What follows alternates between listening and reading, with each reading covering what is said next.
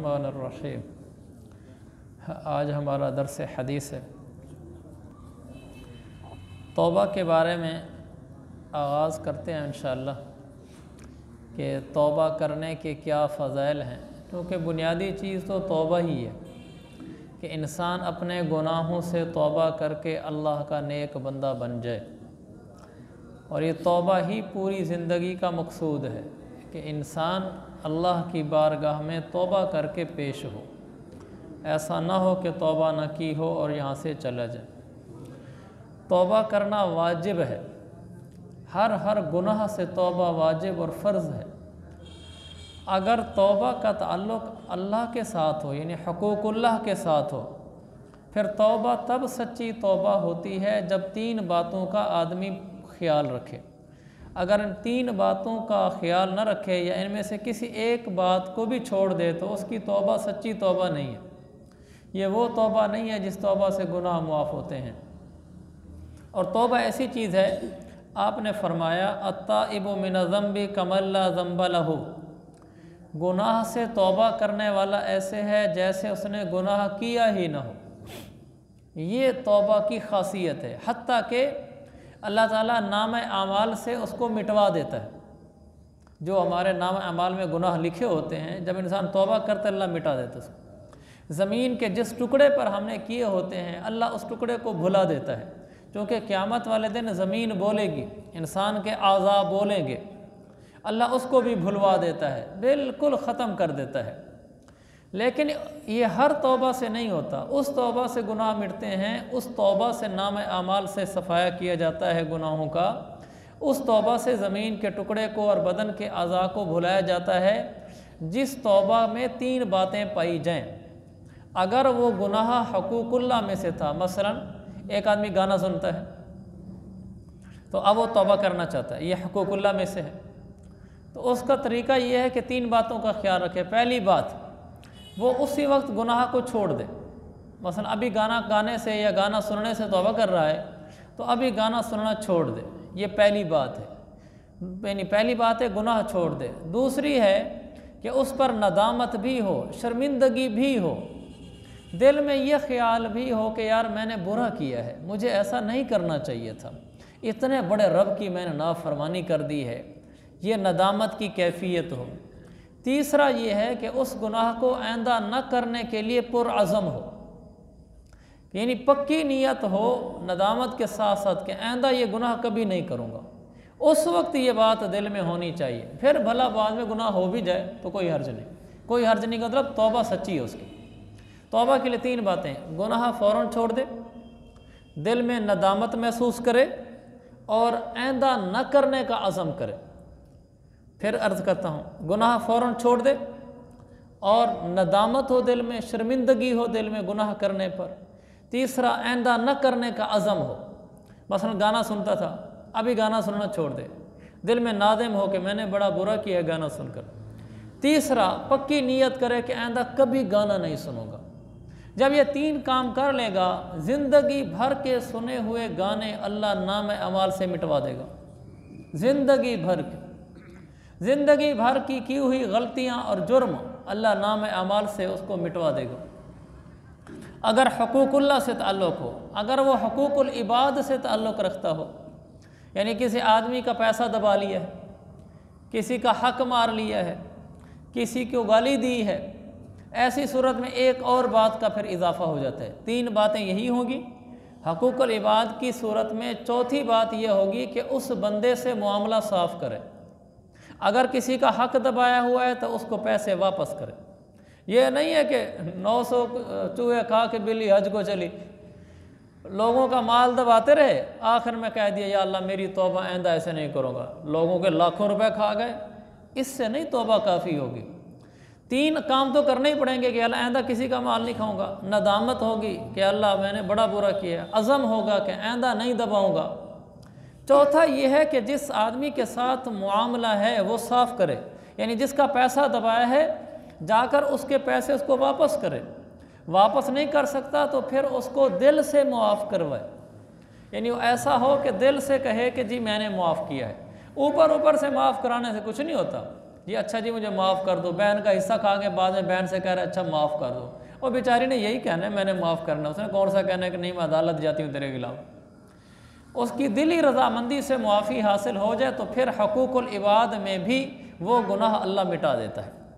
किसी की गीबत की है, उससे जाकर मुआफ़ी मांगे। ये कहना ज़रूरी नहीं कि मैंने आपकी ये वाली गीबत की है, ये इससे और ज़्यादा दिल में कुदूरत आएगी, और जी बस आपके बारे में कोई बात कह बैठा था उसकी माफ़ी चाहता हूँ। या इस तरह भी कह ले कि कभी ऊंची नीच बात हो जाती है तो मेरा कहा सुना आप माफ़ कर दें, तो ये मुआफ़ी कर दे। हत्ता कि बीवी के साथ भी बद अखलाक़ी से पेश आया है तो शोहर को बीवी से माफ़ी मांगनी होगी। ये नहीं है कि मैं बीवी से कैसे माफ़ी मांगूँ, अगर वो नहीं माफ़ करेगी तो उसके आगे मिन्नत करनी होगी, उसके आगे मिन्नत समाजत के लहजे में उसको कहना होगा कि एहसान लगाओ मेरे ऊपर। अल्लाह के नबी सल्लल्लाहु अलैहि वसल्लम से बड़ा कौन है?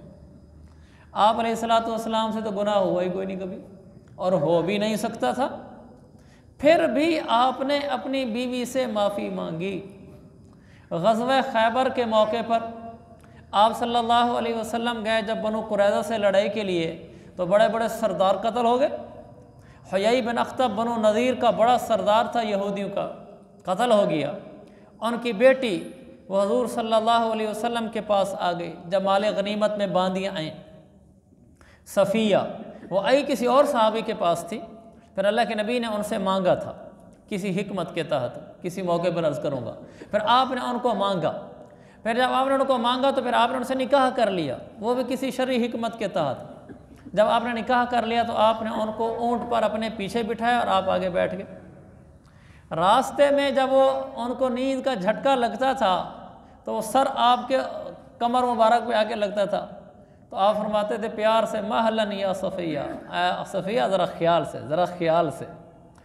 फिर आगे आप पहुँचे, अभी आप मदीना नहीं पहुँचे, आपने रास्ते में पड़ाव डाला। हज़रत सफ़िया से कहा कि सफ़िया अतज़िरु इलैकी मिम्मा सनअतु बिक़ौमिकी, सफ़िया मैंने आपकी कौम के साथ जो कुछ किया है, यानी जिहाद किया है, गर्दनें उड़ाई हैं, इन्नी अतज़िरु इलैका, अतज़िरु तो उर्दू में भी इस्तेमाल होता है एतज़ार के माना में, माज़रत का। सफ़िया मैं आपके आगे माज़रत करता हूँ जो मैंने आपकी कौम के साथ किया है कि आपके ख़ानदान के बंदे कत्ल किए हैं। फिर आपने वजह भी बयान फरमाई कि असल में सफ़िया इन्नहुम क़ालू ली कज़ा व कज़ा, उन्होंने मुझ नबी को ऐसे ऐसे कहा था, मुझ नबी को कहने की वजह से हमारे लिए जिहाद लाजिम हो गया था, मैंने अल्लाह के हुक्म की वजह से जिहाद किया है, फिर भी आपको तकलीफ़ तो पहुंची होगी कि आपके बाप चचा कत्ल हुए हमारे हाथों, इस पर भी मैं आपसे माजरत करता हूँ। बात भी कोई नहीं है माफ़ी मांगने की, लेकिन दिल को चूँकि सदमा तो था कि इन मुसलमानों ने ही हमारे बाप दादा को और रिश्तेदारों को कत्ल किया है। आपने माजरत की, उनके साथ माफ़ी मांगी। और फिर जब रास्ते में आप आते थे, हज़रत सफ़िया रज़ी अल्लाह अन्हा का कद मुबारक छोटा था, तो ऊँट पर जब वो चढ़ने लगती थी तो वो हमने चूँकि ऊँट और उसके ऊपर के पालान, ऊँट पर चढ़ना ये कभी देखा तो है नहीं, तो इसलिए हमें इसका सही अंदाज़ा नहीं है। ऊँट जब नीचे बैठ जाता है तो उसके ऊपर एक ऐसे पालान रखा होता है, फिर आदमी चढ़कर उस पालान के अंदर अंदर बैठता है, तो फिर ऊँट ऐसा ऐसा उठता है। अब वो जो पालान होता है, ऊँट खुद बड़ा जानवर है, बैठ भी जाए तो भी ऊंचा होता है, फिर उसके ऊपर पालान रखा हुआ है और ऊंचा हो गया। तो हज़रत सफ़िया अपने कद मुबारक के छोटा होने की वजह से उस पर चढ़ नहीं सकती थी उसके ऊपर। तो आप क्या करते थे, आप उस ऊँट के पालान के करीब हो जाते और आप जाकर ऐसे बैठ जाते, ऐसे आप ऐसे बैठते, उनको कहते यहाँ पाँव रखो। मुहम्मद मुस्तफ़ा जिनके लिए कायनात बनी सल्लल्लाहु अलैहि वसल्लम, आप ऐसे बैठते, कहते सफ़िया यहाँ पाँव रखो, वो यहाँ पाँव रख कर कजावे पर बैठती थी। ये उसके साथ हो रहा है जिसको बीवी बने अभी शायद 2 दिन 1 दिन भी नहीं हुआ, और जिनसे आप मादरत भी कर रहे हैं और ये प्यार दे रहे हैं। मेरे अज़ीज़ भाइयों, अगर बीवी के साथ भी ज़्यादती हो जाए, मसला आखरत का है, दुनिया का नहीं है, तो भी माफ़ी मांगनी होगी। नहीं माफ़ी मांगेंगे, नाक बड़ी रखेंगे, मैं बीवी के आगे माफ़ी मांगूं, तो फिर कब्र दूर नहीं है। अनकरीब मौत का झटका जब लगेगा तो सब सही हो जाएगा, सारी नाकें ठीक हो जाएंगी, सारे तकब्बर बाहर आ जाएंगे, सारे गर्दनों के सरिये बाहर निकल जाएंगे। धड़ाम से आदमी ज़मीन में कब्र के गड्ढे में जा गिरता है। अखलाक अच्छे हों, माफ़ी मांगना हो, किसी के साथ ज़्यादती ना हो, तौबा तब कबूल होगी अगर हुकूकुल इबाद में से है तो उससे माफ़ी मांगनी होगी।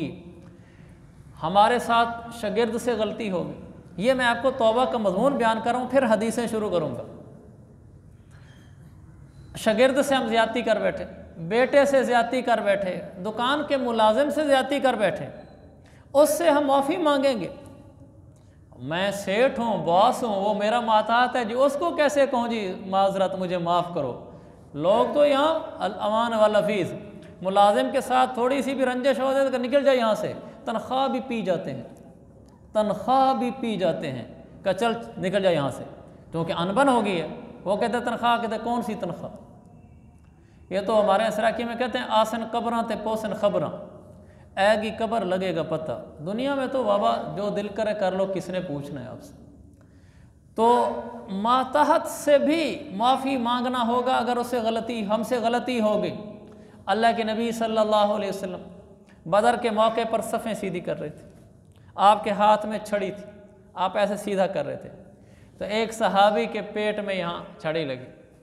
तो उन्होंने कहा या रसूल अल्लाह, आपने मुझे पेट में यहाँ छड़ी मारी है तो मैं तो इसका बदला लूँगा। तो आपने फरमाया ठीक है बदला लो। कहने लगे जी मेरे पेट से चादर उतरी हुई थी, आपके पेट से चादर लगी हुई है, तो ये तो बदला बराबर नहीं होगा। तो आपने पेट से चादर उतार दी। सहाबा हक्के बक्के, ये क्या हो रहा है, आपने पेट से चादर उतार दी।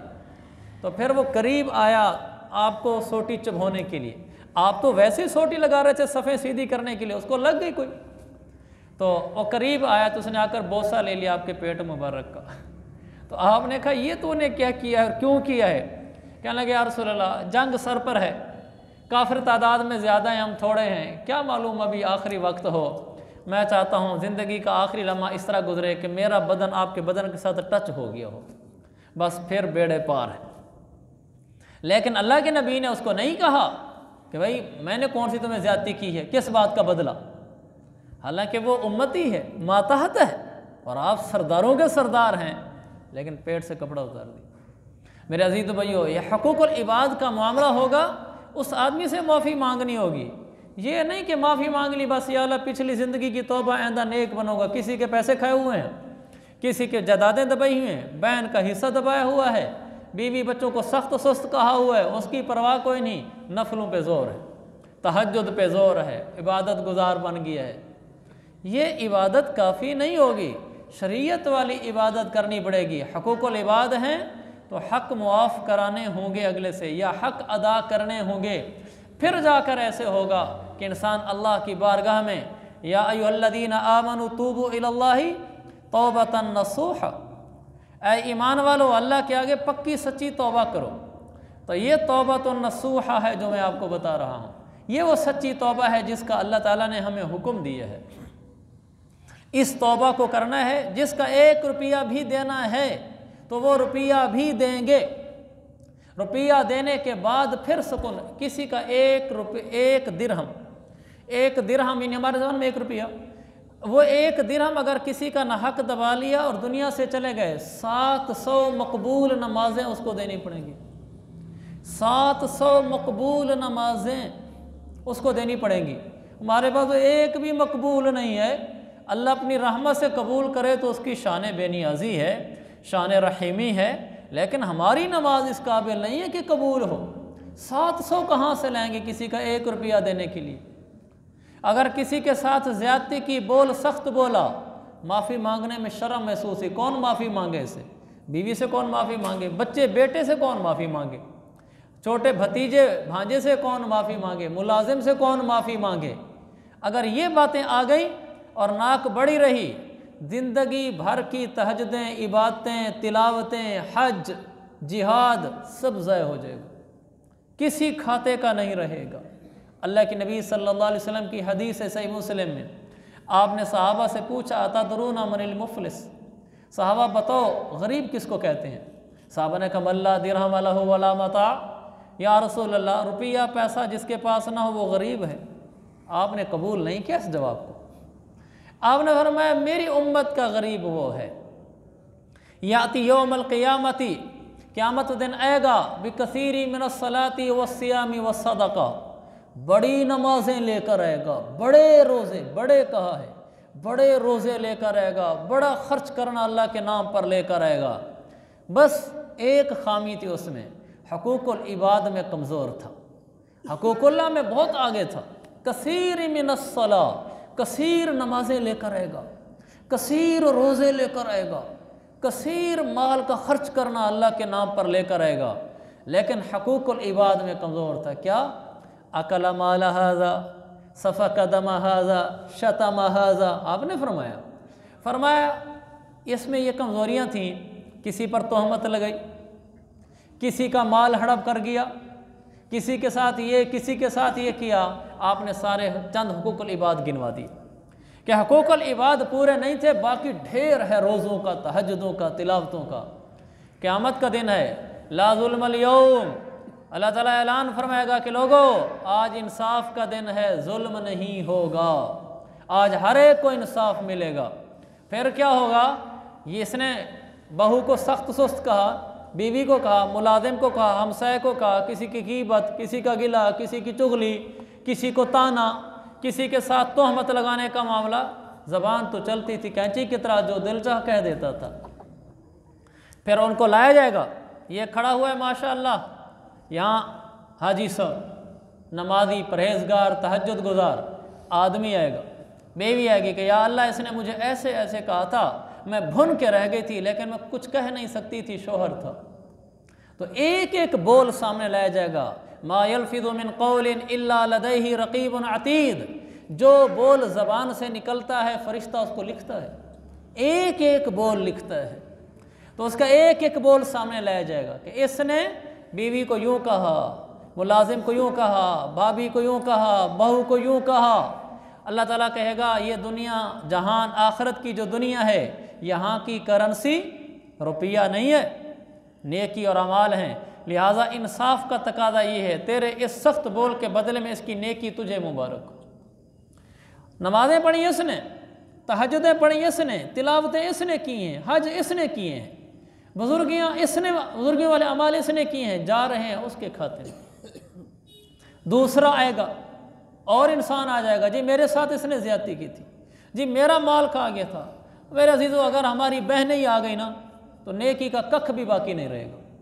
जो बहनों की जायदादें खा जाते हैं, करोड़ों रुपए की जायदादें, 1 एकड़ कितना महंगा है, और प्लाट और उनकी जायदादें खा जाते हैं। एक बहन भी आ गई ना, ज़िंदगी भर की सारी नमाजें ज़ीरो हो जाएंगी, वो सारा ही लेके चली जाएगी, इसलिए कि 1 रुपए पर 700 मकबूल नमाजें हैं। 1 रुपए पर ज़मीन कितनी महंगी होती, तो हैं इतनी नमाजें आपके पास, सारी लेकर चली जाएगी।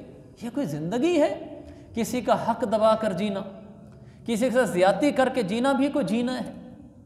तो वो आएंगे इंसाफ लेने के लिए, फिर अगला आदमी आएगा, फिर अगला आएगा, लोग आते रहेंगे। ज़िंदगी तो, ज़बान तो चलती थी कैंची की तरह, हत्ता के वो सारे जब आते आते ये हाल हो जाएगा, सारी नमाजें लोग ले गए, सारे रोज़े, सदके, ज़कात लोग ले गए, खाली हुआ खड़ा है नेकियों से, खाली। आए क्या दुख का मकाम है। सारी ज़िंदगी सर्दियों में नमाज़ें पढ़ी, गर्मी में नमाज़ें पढ़ी, रोज़े रखे, तहज्जुदें पढ़ी, तिलावत किए, हज किए, पैसा दिया, लेकिन आज ज़ीरो है नेकी में। लेकिन अभी भी लोग खड़े हैं कि अल्लाह इसने मेरी ज़मीन दबाई थी, मेरा कर्जा पी गया था, मेरे साथ सख्त बोल बोला था, मुझे ताना दिया था, मेरी गीबत की थी, मुझे सख्त सुस्त कहा था। अब इसके पास नेकियां तो हैं नहीं, उनको क्या मिलेगा? अल्लाह फरमाएगा ला ज़ुल्मल यौम, जुल्म नहीं है, इंसाफ होगा, अल्लाह इंसाफ करेगा। फिर क्या होगा? कहा तू अपना गुनाह इसके सर पे डाल, नेकियां तो हैं नहीं। अरे अजीज़ भाई क्या दुख का मकाम है, ज़िना उसने किया, लिखा जा रहा है इस हाजी साहब के खाते, इस नमाजी परहेज, ये हदीस सुना रहा हूँ आपको, हदीस इस परहेजगार के खाते में लिखा जा रहा है। फिल्में उसने देखी, अब लोग आते रहेंगे कि अल्लाह ने मेरे साथ यूँ किया, नेकियां हैं नहीं, हदीस में है, उनके गुनाह उठा उठा कर इस पर डाले जाते रहेंगे। फिल्में उसने देखी, ये तो यूँ करता था, मैं मोबाइल पे गलत देखूँ, इस पर हो रहा है, डाके उन्होंने डाले, खाता इसका ख़राब हो रहा है। दुनिया जहान के गुनाह वो अपने गुनाह उठा उठा कर इसको देंगे, आखिर में ये गुनाहों से लद जाएगा। बदकारियाँ, चोरियाँ, ज़िना, गंद, डाके सब पलीद इसके खाते पर होगा, जो अपने इलाके का नेक बुज़ुर्ग शुमार होता था। यह आखिरत है, दुनिया नहीं है कि यहाँ दाढ़ियाँ रख लेंगे, हम पगड़ियाँ पहन लेंगे, सफ़ेद कपड़े पहन लेंगे, हाथों पे तस्बीहां भी रख लूँगा मैं, और लोग कहेंगे वाह मुफ्ती साहब क्या बात है। वो आखिरत है। यहाँ तो लोगों को धोखा दे सकता हूँ मैं अपनी बुजुर्गी का, लेकिन आखिरत में ये नहीं होगा। वहाँ सारे इंसाफ के तराजों में तुलेंगे। तो इतना बड़ा नेक सालिस आदमी गुनाहों का लदा खड़ा है, अब अल्लाह का गुस्सा जोश में आएगा, गुस्सा जोश में आएगा, रहमत नहीं। इस बदबख्त ने हुकूकुल इबाद ज़ाय किए हैं, अल्लाह ताला इसको उठाकर जहन्नम में भेजेगा नहीं। सुम्मा तुरहा फिन्नार, हदीस में आता है अल्लाह का गुस्सा जब जोश में आएगा तो क्या होगा, सुम्मा तुरहा फिन्नार, इसको उठाकर जहन्नम में फेंक दिया जाएगा, ऐसे दफ़ा कर दिया जाएगा, कोई इज्जत के साथ नहीं ले जाया जाएगा, उठाकर जहन्नम में फेंक दिया जाएगा। इसलिए कि इसने तौबा तो दुनिया में की थी, नेक तो अपने लिहाज से बन गया था, मगर वो तौबा नहीं की थी जो उलमा बताते थे, वो तौबा नहीं की थी जो कुरान और हदीस बताते थे। ये हदीस की किताब है और यहीं से आपको पढ़ के सुना रहा हूँ, उसकी तशरीह कर रहा हूँ। वो तौबा नहीं की थी जो हदीसों में बताती हैं। इसने अपनी रिवाजी तौबा की थी कि अल्लाह माफ़ी, बस आइंदा नहीं करूँगा, बस नेक बनना शुरू हो गया था। तो फिर नेक होकर भी जहन्नम रसीद होगा। तो मेरे अज़ीज़ भाइयों, हकूक़ुल्लाह के साथ अगर मुआमला है तो 3 बातें काफ़ी हैं। गुनाह छोड़ दे, नदामत इख्तियार करे, आइंदा न करने का अज़म करे, भला बाद में फिर हो जाए। मसलन नीयत की कि या अल्लाह गुनाह की तौबा करता हूँ, गाने की, आइंदा गाना नहीं सुनूंगा, अभी सुनना भी बंद कर दिया, गुनाह छोड़ दिया, दिल में नादिम भी हो गया कि या अल्लाह गलत किया है, और अज़म भी कर लिया कि आइंदा नहीं करूँगा। अल्लाह ज़िंदगी भर के गाने के गुनाह धो देगा। लेकिन 2 दिन बाद, 4 दिन बाद, हफ्ते बाद फिर दोस्तों के पास बैठा, मोबाइल की फट्टी उठाई, फिर शैतान हमला कर गया, फिर सुन बैठा। जो सुना है ना, अब सिर्फ यही गुनाह लिखा जाएगा, पिछले धुल चुके हैं। अब इस गुनाह पर भी तौबा का ख्याल आ गया, ओफो क्या कर बैठा मैं, दिल की नदामत। वरना ड्रामेबाजी करनी है तो अल्लाह तो दिलों के राज जानता है। अगर ऊपर ऊपर से कहेगा चलो अभी गाना सुन लेता हूँ फिर तौबा कर लूँगा, या अल्लाह आइंदा तो गुनाह नहीं करूँगा, गाना नहीं सुनूंगा, वो तो 3 शर्तें पूरी नहीं हुई। 3 शर्तों में से दूसरी ये थी कि नदामत हो, तीसरी ये कि आइंदा न करने का अज़म हो। याज़िमा अल्ला यऊदा इलैहि अबदा, अज़म करेगा कि कभी नहीं करूँगा। दिल में तो अज़म है नहीं, दिल में तो ये है चलो फिर गुनाह करके फिर तौबा कर लूँगा। ये तौबा ही नहीं है, ये रिवाजी कार्रवाई है, ये फार्मेलिटी है, ये तौबा नहीं है। तौबा है उस वक्त दिल में ये हो कि आइंदा नहीं करूँगा। हाँ, उस वक्त पक्की नीयत थी कि आइंदा नहीं करूँगा बिल्कुल, लेकिन शैतान है, फिर हमला कर गया, फिर गुनाह कर बैठा, पिछले धुल गए। जो नया किया है सिर्फ वही गुनाह लिखा जाएगा, उस पर भी नदामत हो गई, फिर अज़म कर लिया कि अल्लाह आइंदा नहीं करूँगा, अल्लाह फिर धो देगा। मरते दम तक भी ऐसा करता रहे, गिरता पड़ता रहे, उठता रहे, लेकिन अल्लाह के इश्क में आगे बढ़ता रहे, अल्लाह को कबूल है। इसको नाकाम नहीं कहते, नाकाम उसको कहते हैं जो तौबा करे ना। ये नाकाम नहीं है जो गिरता पड़ता जा रहा है, तौबा तो कर रहा है। जो नाकाम होता रहे उम्र भर भी, बहरहाल कोशिश तो आशिक न छोड़े, ये रिश्ता मोहब्बत का कायम ही रखे। जो 100 बार टूटे तो 100 बार जोड़े। 100 दफ़ा भी अगर उससे तौबा टूट गई है कोई बात नहीं, फिर तौबा कर ले। ऐसे ही अल्लाह मिला करता है। हमने तय की इस तरह से मंजिलें, गिर पड़े गिर कर उठे उठ कर चले, ऐसी मंजिल अल्लाह की मोहब्बत की मिला करती है। तो ये 3 चीज़ें हैं। और अगर हुकूकुल इबाद में से है, माल दबाया है तो वापस करना पड़ेगा, गीबत की है तो माफ़ी मांगनी पड़ेगी, तोहमत लगाई है तो माफ़ी मांगनी पड़ेगी, चुगली खाई है तो माफ़ी मांगनी पड़ेगी, ताना दिया है तो माफ़ी मांगनी पड़ेगी। हुकूकुल इबाद में से है तो बंदे से मामले की सफाई करानी पड़ेगी। जब ये हो जाएंगी फिर पाक साफ है। हुकूकुल्लाह में भी एक बात और है कि अगर नमाजें ज़िंदगी में छोड़ी थी तो वो फिर दोबारा पढ़ेगा, जो नमाजें कज़ा हुई हैं। ज़िंदगी में जो रोज़े छूटे थे उन रोज़ों की भी कज़ा करेगा। ज़कातें कुछ छूटी हुई हैं वो अदा करेगा। कोई और माली हुक्म था, मसलन हज फ़र्ज़ नहीं किया था, वो करना होगा, और फिर तौबा करेगा, अल्लाह सारे गुनाह धो देगा। तो जब ये इंसान ऐसी तौबा कर लेता है तो फिर क्या होता है, अत्ताइबु मिन ज़ंबि कमल्ला ज़ंबला, गुनाहों से तौबा करने वाला ऐसे है जैसे गुनाह किया ही न हो, अल्लाह बिल्कुल मिटवा देता है। अल्लाह ताला मुझे आपको हम सबको सच्ची तौबा करने की तौफीक अता फरमाए। व आखिर दावाना अनिल हम्दुलिल्लाहि रब्बिल आलमीन। इंशाअल्लाह हदीसें फिर अगले दरसे हदीस में।